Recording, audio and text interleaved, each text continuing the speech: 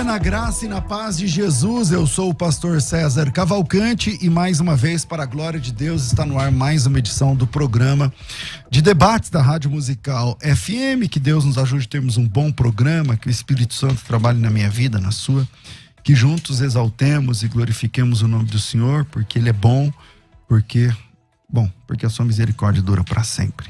E nós somos o alvo desse amor, desse favor, dessa graça, dessa misericórdia sobre nós o tempo todo.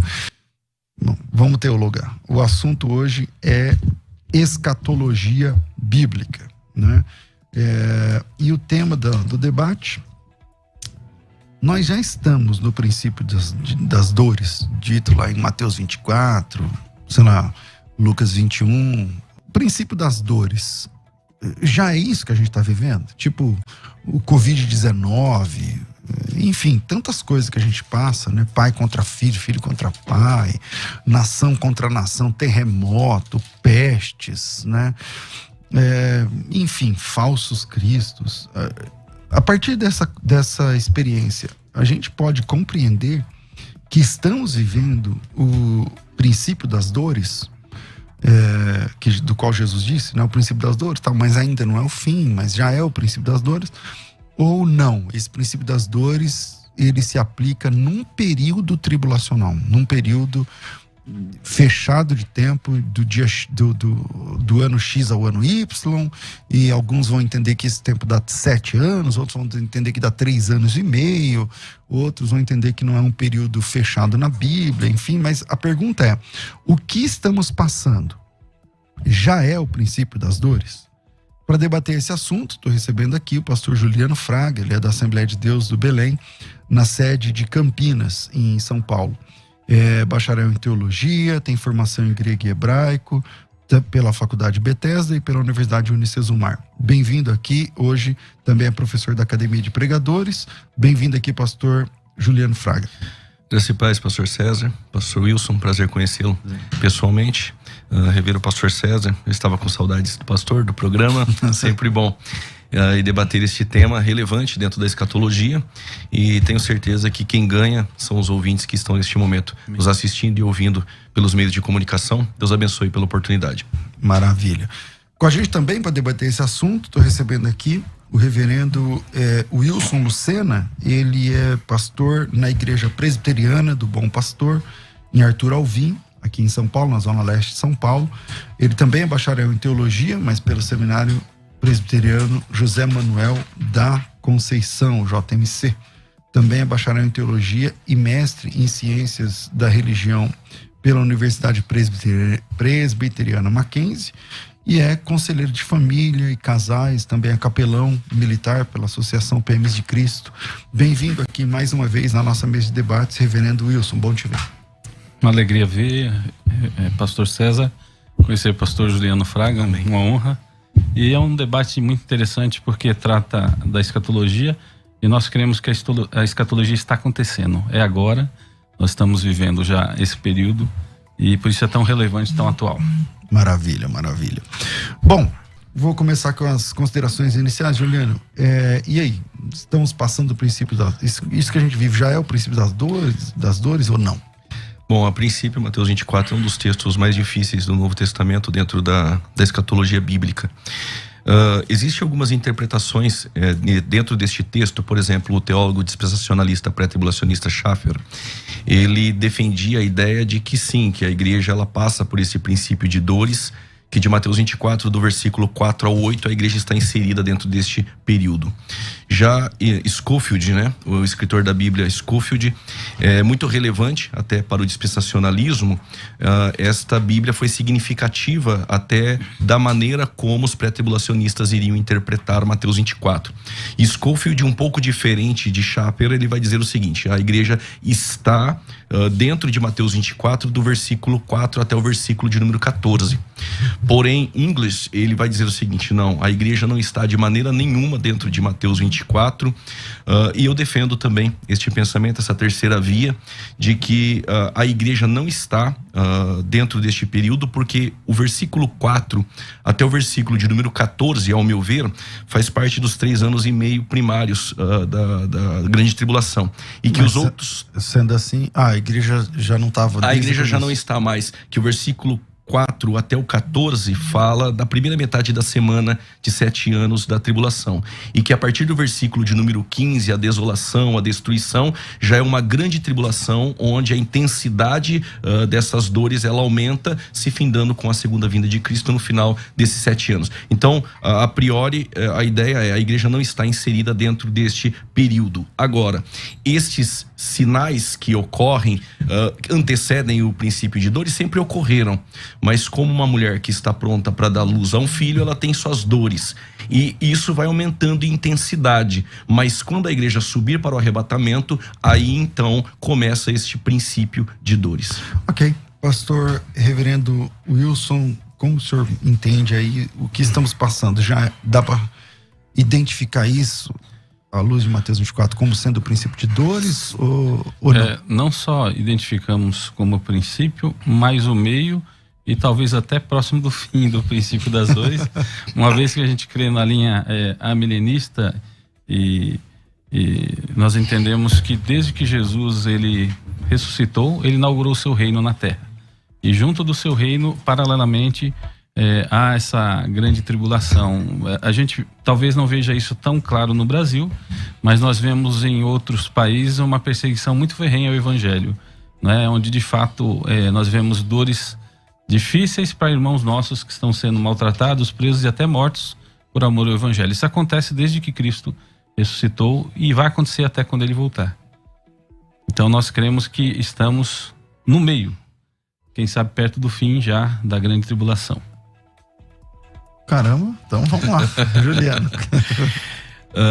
Eu respeito as opiniões escatológicas diferentes dessa. Até mesmo no pré-tribulacionismo, do dispensacionalismo, nós temos 3 interpretações em Mateus 24. Aqueles que acreditam que a igreja realmente estará no princípio que é a maioria, né? Que é a maioria, até por conta de Scofield, da Bíblia.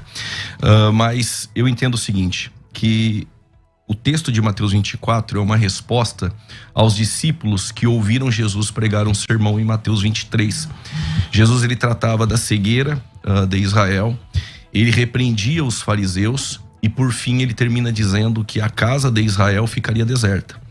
E Jesus vai dizer o seguinte, que Jerusalém, Jerusalém, mata os seus profetas. Em uma metáfora, Jesus vai dizer que como uma galinha, ela com as suas asas cobre, e ali seria Israel, os seus filhos, e eles não quiseram isso.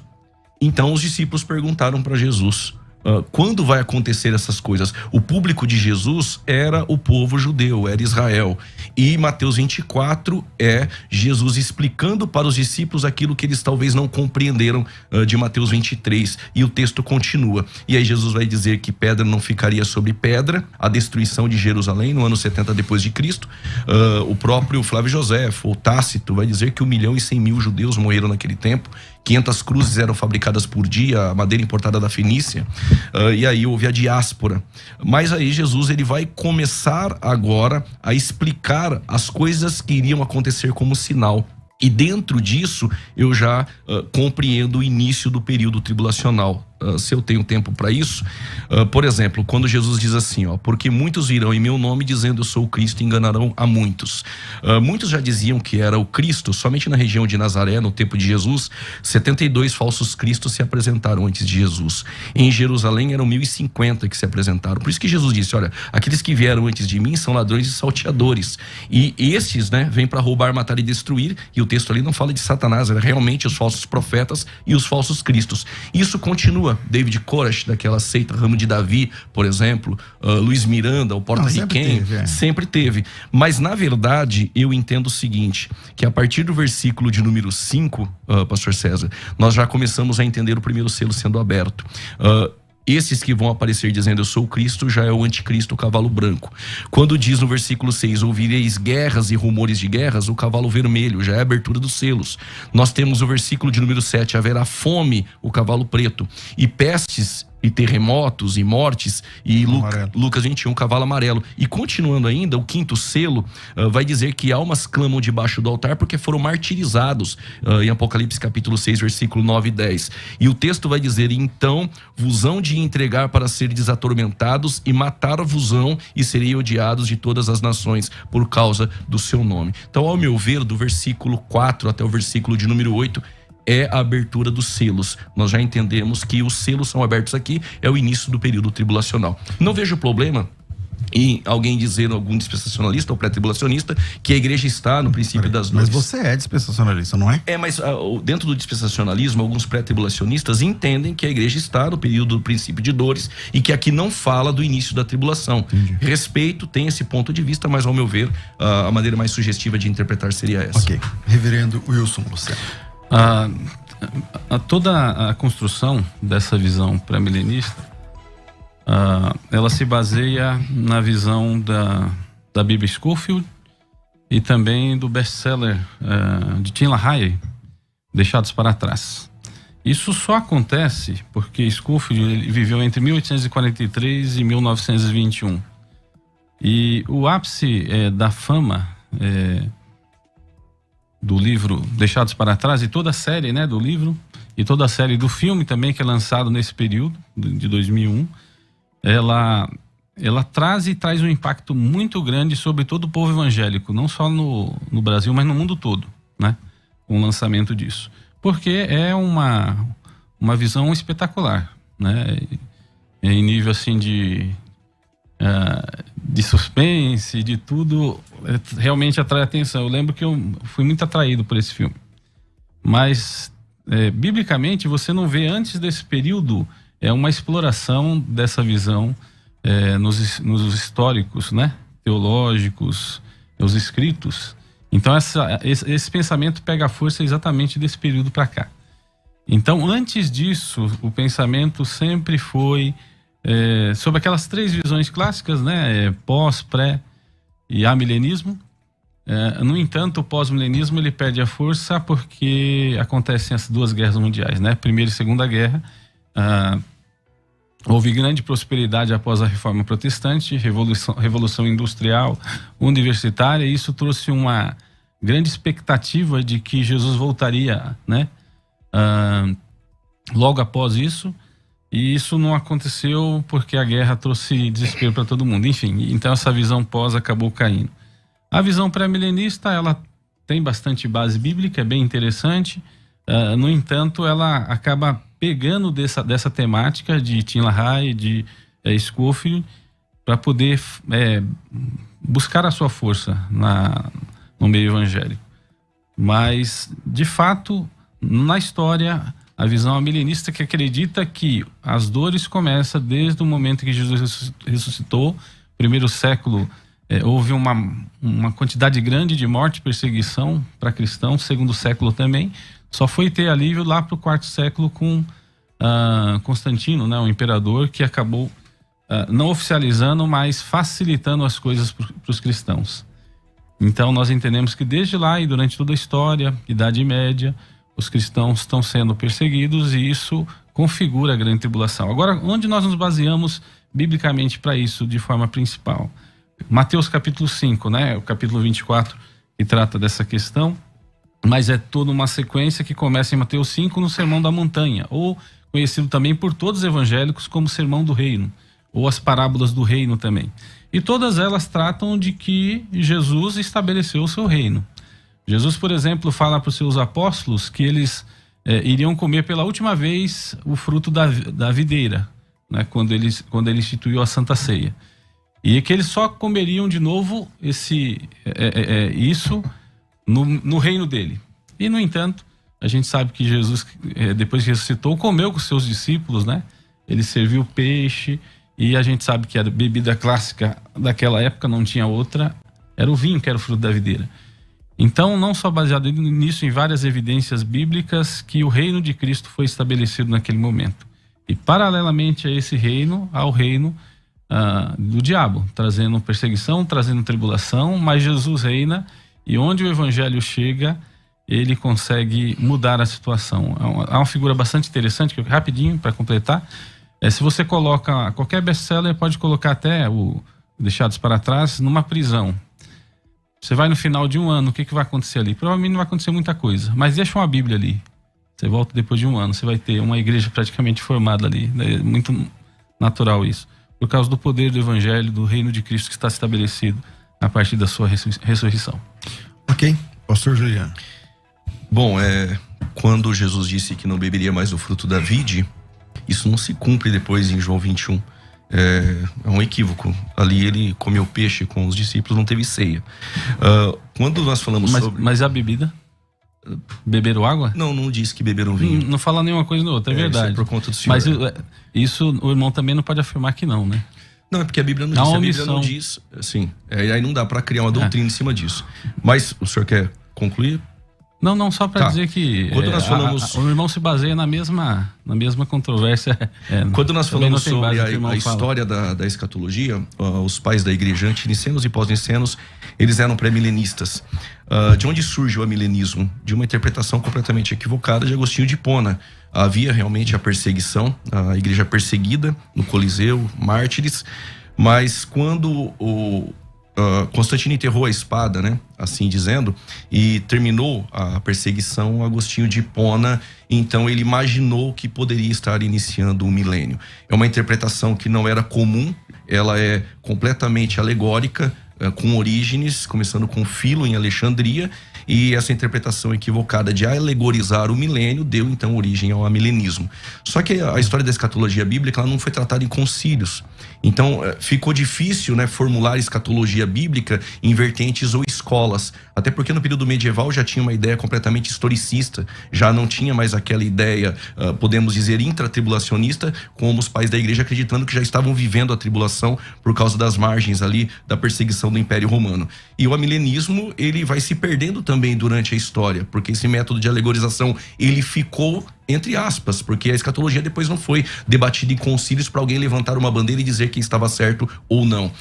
Mas se equivoca também, não o senhor, mas essa ideia de que o dispensacionalismo, o pré-tribulacionismo, ele é novo, que ele começa nem com Scofield, que ele começa em 1830 com John Nelson Darby, e aí é uma acusação infundada até mesmo, não por parte do senhor não comentou isso, mas por muitos que vão dizer o seguinte, que o Darby ele teve uma visita que ele foi fazer uma menina na Escócia, a menina teve alucinações, que é Margaret MacDonald, e por conta dessa visão ele formalizou então o pré-tribulacionismo. Primeiro que a visita foi em 1830, ele já formula a ideia pré-tribulacionista 3 anos antes, em 1827. Segundo ponto, de onde surgiu essa ideia? Se você ler, por exemplo, a visão de Margaret MacDonald, parece mais pós-tribulacionista ou um arrebatamento parcial do que pré-tribulacionista. Ela fala de ver o anticristo dentro deste período. Nenhum pré-tribulacionista acredita que vai ver o anticristo. E aí Tregelles, dando seguimento a um pensamento de Norman Macpherson, que é filho de David Macpherson, eles inventaram essa história e se espantaram essa acusação contra Darby, e o próprio Darby disse que a visão dessa menina ele não acreditava ser do Espírito Santo. E um dos eruditos, F.F. Bruce, em um dos seus documentos escritos, ele vai dizer que ele não acredita que Darby, com a envergadura teológica que tinha, iria formalizar uma doutrina em cima de uma visão que ele mesmo colocou em dúvida se aquilo era ou não do Espírito Santo. Então, assim, que agora você está tratando um assunto que ele não falou, né? Não, é porque quando fala de Scofield, pastor, na verdade o que acontece? Quando fala que o pré-tribulacionismo começa com Scofield, de onde ele tirou a ideia? De Darby. E aí surge Darby, uma visão de uma menina, e aí ele formaliza tudo isso. No século IV nós temos Efraim o Ciro já em um documento, e esse documento está numa biblioteca, e ele defende o pré-tribulacionismo, que a igreja não estará aqui no período tribulacional. Então o pré-tribulacionismo não é tão novo assim. Não que isso seria, né, uma estaca para dizer, olha, se é novo ou velho, isso é bíblico, né? Nós não trabalhamos dessa forma. Mas só para complementar esse ponto histórico aí da escatologia bíblica do pré-tribulacionismo. Ele não é tão novo assim como alguns pensam. Mas se for novo, a justificação pela fé é bíblica, mas só foi formulada no período da Reforma. Então a escatologia bíblica não foi tratada em concílios, por isso que houve esse tempo vago aí, e o amilenismo parece, né, estar aí mais sustentável durante a história, mas isso não é uma verdade. Pastor. A minha colocação sobre a questão do Scofield, né, e do Deixados para Trás é uma questão da popularização do pensamento. Mas, de fato, o pré-milenismo é antigo, todo erro também é antigo, né? Todo acerto é antigo. No entanto, como o próprio pastor falou, Juliano, não foi formulado senão nos concílios que foram surgindo. Na medida que as controvérsias foram surgindo, né, os questionamentos, os concílios se posicionavam. Mas quando o irmão fala que o amilenismo ele se baseia na visão de Agostinho, ele está certo. Não só de Agostinho, mas Tomás de Aquino também constrói essa visão. E, no entanto, eles não deixam de ser figuras importantes da nossa linhagem, da nossa árvore cristã. Não obstante muita gente achar que eles estão ligados ao catolicismo, eles são da árvore cristã, que o catolicismo ele só passa a ter um rompimento entre quem seguia a Bíblia ou não na Reforma Protestante.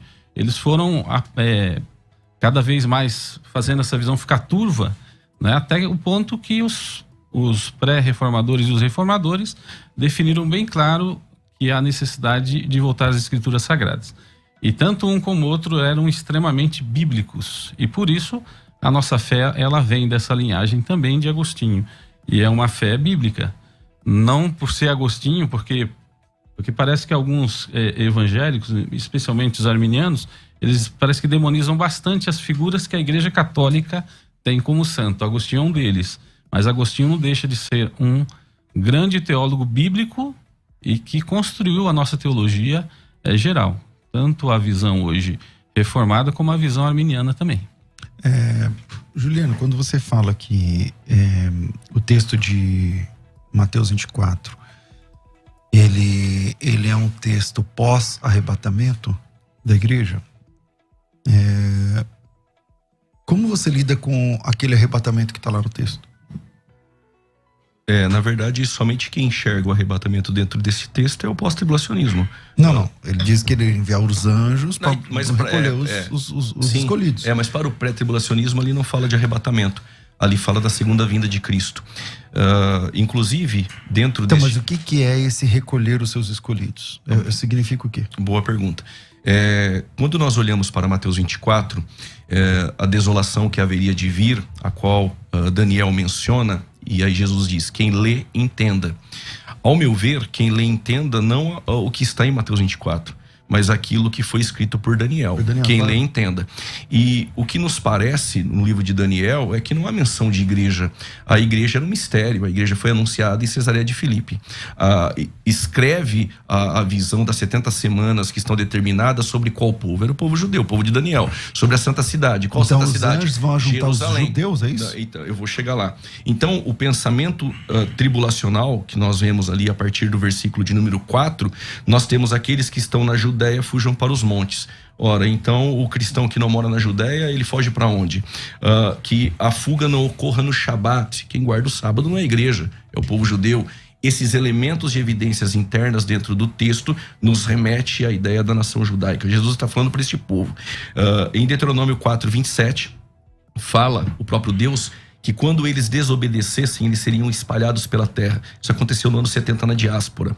Nós temos uma promessa em Ezequiel, capítulo de número 20, versículo de número 27 a seguir, que o próprio Ezequiel vai dizer que Deus traria o seu povo de volta. Essa era uma promessa de trazer o povo de volta. E dentro disso, o povo de Israel está espalhado pela terra, o povo judeu. E quando Jesus voltar na segunda vinda, esses eleitos que ele vai reunir é exatamente a nação judaica, de onde Jesus disse que ele iria voltar. Quando ele sobe assumpto aos céus, ali no Monte das Oliveiras, um anjo disse aos discípulos, a geração apostólica que ali estava, este mesmo que vocês viram subir, ele voltará. Então é um tipo de arrebatamento. É um tipo de... Não. Então, mas vai juntar o cara que está na Argélia. Não, do nada ele vai aparecer lá no Monte das Oliveiras? Não, ele não vai aparecer do nada, até porque a nação de Israel já vai estar voltando para sua terra, porque o anticristo estabelece uma falsa paz, o povo judeu começa a voltar para sua terra, e esses escolhidos estarão ali, todo um desdobramento do período tribulacional, quando depois dos 3 anos e meio de tribulação, a máscara do anticristo vai cair, ele vai reunir as nações no Vale de Meguido, Zacarias capítulo 14, Zacarias capítulo 12 e 13, Israel está ali encurralado para ser destruído. E aí sim Israel clama, não vereis mais o meu rosto, em Mateus 23. Mas quando clamar, bendito que vem no nome do Senhor. Eles vão clamar ao Messias, e para o pré-tribulacionismo ele vem com a igreja, e aí ele pisa o pé no Monte das Oliveiras, arrebatamento, ele vem para encontrar a igreja nos ares. A segunda vinda ele vem para pisar o seu pé na terra e estabelecer, diferente do pastor, um reino eterno, literal e milenar, diferente de um reino amilenista, né? Pastor Wilson. Se a gente acompanhar o texto simplesmente como ele está, né, não precisa de muito, porque ele está muito claro, né? Na nossa tradução na língua portuguesa está muito claro de que nós já vivemos essa tribulação, a grande tribulação. Posso ler algumas partes aqui, pastor? Diz assim: no Monte das Oliveiras achava-se Jesus assentado quando se aproximaram dele os discípulos em particular e lhe pediram: dize-nos quando sucederão estas coisas e que sinal haverá da tua vinda e da consumação do século. E ele lhe respondeu: vede que ninguém vos engane, porque virão muitos em meu nome dizendo eu sou o Cristo, enganarão a muitos. Aí continua aqui, verso de número 9: então sereis atribulados e vos matarão, sereis odiados e todas as nações por causa do meu nome. Eu imagino que isso está acontecendo agora, né? É claro que sim. Naquele tempo muitos hão de escandalizar, trair e odiar uns aos outros. Naquele tempo, né? Se a gente pegar os profetas, né? Eu também concordo com a visão do pastor Juliano. É uma profecia específica para a nação de Israel. E já aconteceu, por exemplo, essa desolação, quando os muçulmanos entraram, por exemplo, em Jerusalém, tomaram Jerusalém, foi a mortandade grande. Quem fugiu conseguiu se livrar. Pastor, mas continuando. Desculpa interromper o senhor. O senhor tem a visão preterista que Mateus 24 já se cumpriu? Ou está acontecendo. Está acontecendo. Então o versículo 31 para o senhor ali é o arrebatamento e segunda vinda, então. Sim, é por isso que a minha ideia é mais pós-milenista, né? Entendi, tá certo. Eu acredito no milênio acontecendo agora. Aí continua: aquele porém que perseverar, verso 3, até o fim será salvo, e será pregado o evangelho do reino por todo o mundo, para a testemunha de todas as nações, não virá o fim. Quando, pois, virdes a desolação, que é o que o pastor citou, de Daniel, né? Ele especifica que realmente Daniel, os que estiverem na Judeia, fujam para os montes. Bom, isso aqui tudo está claro na história que aconteceu com a nação de Israel, né? E a nação de Israel, até esse momento, ele é o berço da revelação. A igreja passa a ser daqui a pouco, né? Que é formada por Jesus, e aí sim, há ensinos específicos, aplicações específicas para a igreja. Mas, de fato, muitos sinais dessa grande tribulação que precede a volta de Cristo e, lógico, o arrebatamento, acontecem já nos nossos dias. Por isso que é tão claro para mim a visão milenista, e não é figurativa. É uma figura literal, pensando no que o próprio texto bíblico fala, que para Deus um dia é como 1000 anos. Então, assim, tá legal. O amilenismo, ele é literal dentro da Bíblia. Sim. Apocalipse. Até o irmão usou a questão de usar figuras, né? O amilenismo, ele usa algumas figuras, mas ele constrói essas figuras de uma visão literal da aliança. Entendi. Que é estabelecida desde o Antigo Testamento. Para nós, reformados, nós vemos a igreja no Antigo e no Novo Testamento sem distinção. Só há uma mudança de instituição, no caso. Mas é a mesma igreja. No caso de Apocalipse capítulo 20, a ressurreição que ali aparece, aquela ressurreição é novo nascimento ou é a ressurreição dos justos? Eu acredito que a ressurreição dos justos. Então o senhor é um amilenista que crê que aquela ressurreição do Apocalipse 20, então não é um novo nascimento. Não, porque todo amilenista defende, amilenista defende que Apocalipse 20, aquela ressurreição que aparece... Todo amilenista... E todo amilenista, e aí há uma estranheza agora, porque todo amilenista defende que ali é a ressurreição... Mas o irmão, do novo, quando fala todo amilenista, Eu tenho tido grande dificuldade quando as pessoas começam a definir reformado e milenista. E a nossa visão, inclusive, é bem-aventurado e santo aquele que tem parte na primeira ressurreição. A gente pensa de forma qualitativa e não de forma quantitativa como pensa o pré-milenista. Entende? Vira aí, a gente vai para o intervalo e voltamos já já. E na sua opinião, o que estamos vivendo já é o princípio de dores? Sim ou não? Manda teu áudio para cá, 011-98484-9988. A gente volta já já com esse debate. Estamos de volta com o nosso programa de debates e o tema hoje é escatologia. O que a gente passa já pode ser considerado o princípio das dores. Voltamos aqui, eu parei falando com o pastor Wilson, não foi? Então volta aqui com foi o Juliano. Ou não? Sim. Foi? Foi. Eu quero aproveitar também a oportunidade que voltou em mim. Foi ele, hein? Não foi. Que ele falou do... Eu fiz a pergunta sobre a ressurreição de Apocalipse 20. Não, eu acho que não. Foi agora o Juliano. Não, é porque é o seguinte... O irmão pega a palavra, vai. Tá. É que para o pré-tribulacionismo, até que o ouvinte não fique com dúvidas, para o pré-tribulacionismo, assim como o senhor sabe, essa ressurreição aqui é no final dos 7 anos de tribulação, daqueles que foram martirizados dentro do período tribulacional. Por que da pergunta? Porque vi descer do céu um anjo que tinha uma chave do abismo e uma grande cadeia na mão. Que texto é esse? Apocalipse 20. E ele prendeu a antiga serpente, o dragão, que é Satanás, por 1000 anos. Bom, então se nós estamos vivendo o milênio, Satanás está preso, na visão milenista. Legal. E lançou no abismo e ali encerrou e colocou um selo sobre ele para não enganar mais as nações. Aí no versículo 4. E viu tronos e assentaram-se sobre eles e foi-lhes dado poder para julgar. E vi almas daqueles que foram degolados pelo testemunho de Jesus e pela palavra de Deus, que não adoraram a besta nem a sua imagem, não receberam o sinal em suas testas, e agora diz assim, em suas mãos, e viveram e reinaram com Cristo durante 1000 anos. Essa ressurreição, ela ocorre no final do milênio, no amilenismo, quando esse milênio encerra. Porque se essa ressurreição é após o milênio, o amilenismo defende que esse milênio tem um fim, e quando ele vai acontecer? A defesa do amilenismo é que o milênio se encerra quando Jesus volta. Então, legal. Então, quando Jesus volta, o milênio encerra e esses justos ressuscitam. Só que o texto vai dizer que eles ressuscitaram para reinar com Cristo 1000 anos. Volta a ter um outro milênio? Talvez aí a sua colocação lá de que os amilenistas, eles acreditam que aqui seja salvação. Porque aí fica mais coerente, o senhor entendeu a pergunta que eu fiz? Sim. Aí eu vou me posicionar agora. Tá. O verso 6, né? Bem-aventurado e santo aquele que tem parte na primeira ressurreição. Sobre esses, a segunda morte não tem autoridade, pelo contrário, serão sacerdotes de Deus e de Cristo e reinarão com ele os 1000 anos. O que nós cremos é de que essa primeira ressurreição é uma ressurreição qualitativa, que se refere de fato aos eleitos, aos salvos, tá?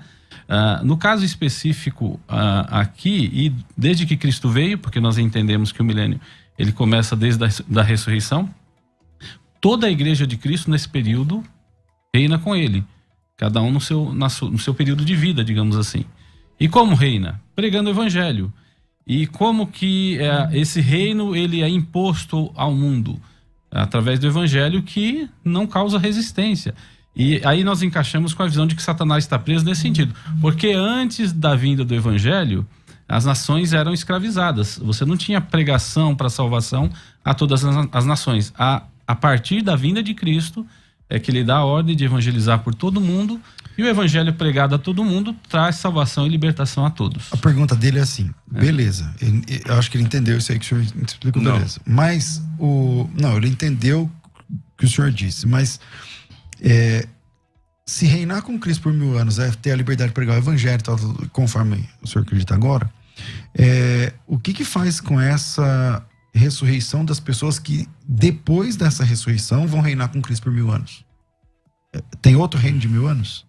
Não, aqui se refere a mesma. E aí talvez aquela ideia de que se refere aos salvos, aos que ressuscitam com Cristo, no sentido de serem já salvos. Porque assim, pastor, tem 2 pontos aqui.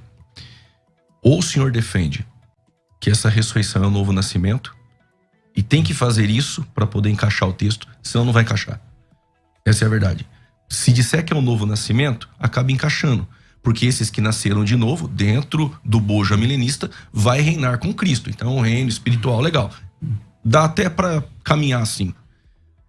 Só que aí viria uma outra pergunta. Por isso que eu disse para o senhor, a interpretação milenista é alegórica. Porque aqui vai alegorizar um texto que é literal, que vai ressuscitar para viver com 1000 anos. É uma ressurreição literal.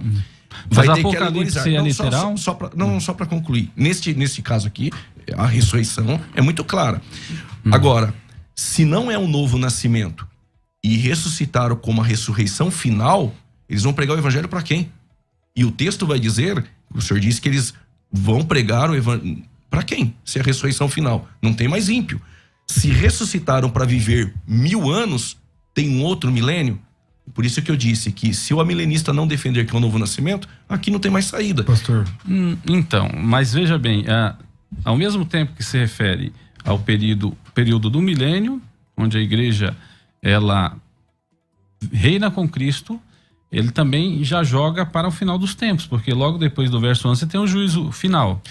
Então, ao mesmo tempo que são os eleitos desde a primeira vinda de Cristo e será até a sua volta, esses eleitos eles serão ressuscitados no sentido qualitativo para a salvação, diferente dos outros que será para a condenação. Agora, onde aqui no texto fala que se pregará o evangelho após esse período? Eu não identifico isso aqui. É que o senhor, na fala do senhor, o senhor disse que estariam pregando o evangelho, anunciando.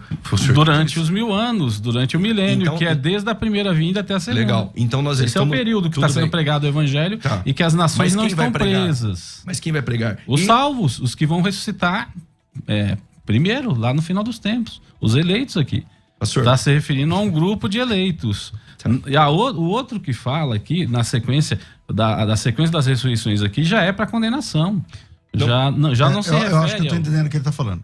É que no versículo 4 fala de uma ressurreição de mortos. Versículo 6. Esses mortos foram os mesmos que no período tribulacional foram pregadores, perseguidos. Que é este período que o pastor defende que nós estamos vivendo. Tudo mais.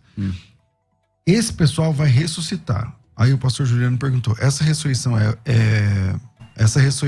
ela é ressurreição literal ou alegórica? Mas eu disse, é literal. É literal no final aqui de todo esse período do milênio. Então, é literal, ok. E o que faz com os outros 1000 anos que acontece depois dela? Mas onde que fala que tem mais 1000 anos? No versículo 4, 5. O versículo 4. Ressuscitarão e reinarão com Cristo durante 1000 anos.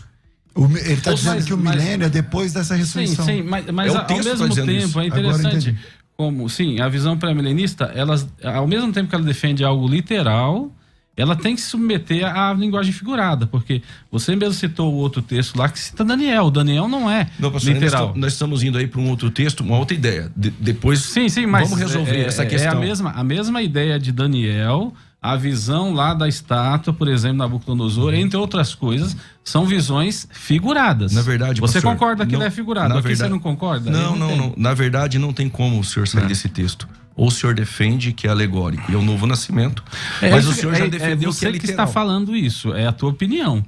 É literal o texto? O texto não é literal, é figurado. Não, mas o senhor disse que ele era literal. Esse texto aqui, essa ressurreição, é literal ou figurada? Ele entende que são as duas, pelo que eu estou entendendo, é que ele pode ser literal. São as duas coisas. Por quê? Durante o período, desde a vinda de Cristo até sua segunda vinda, esses são os que vão ressuscitar ao final.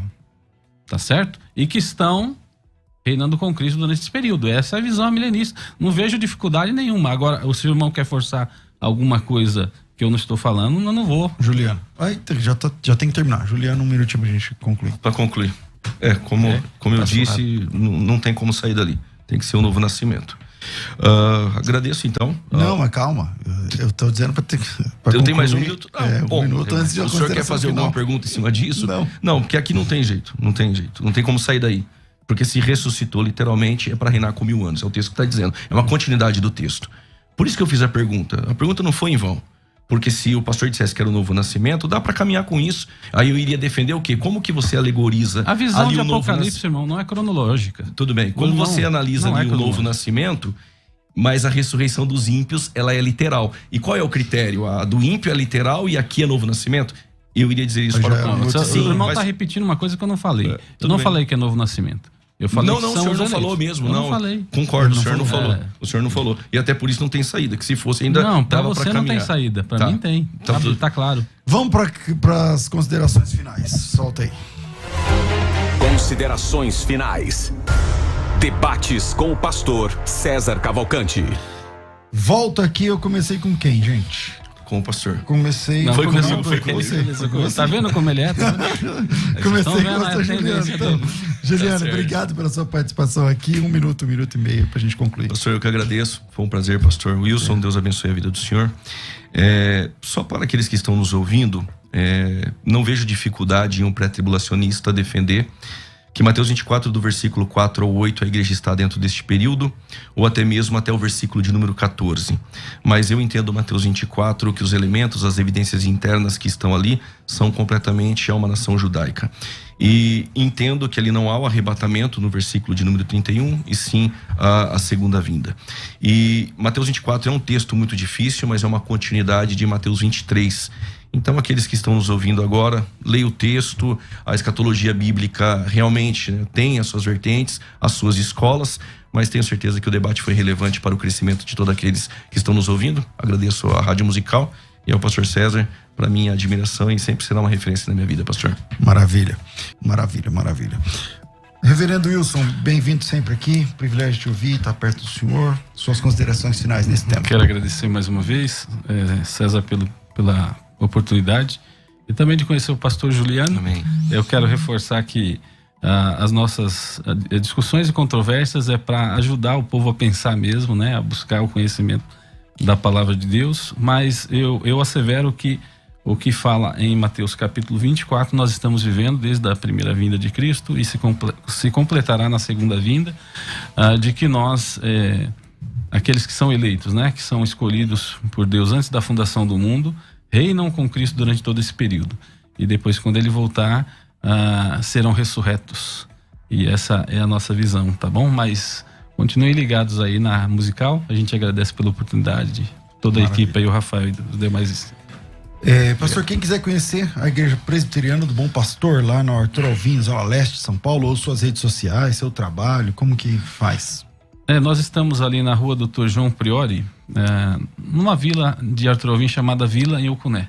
É um lugar bem carente, né? Uma comunidade bastante carente, e Deus tem dado a graça da gente pastorear ali a segunda vez, né? Nós retornamos para fazer uma revitalização da igreja, porque a igreja sofreu, teve dificuldades, e a gente está lá na luta. Então, estão convidados.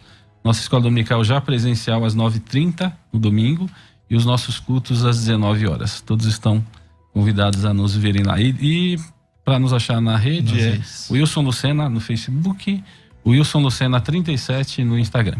Legal, tá aparecendo ele também no Insta e também no YouTube, como que é?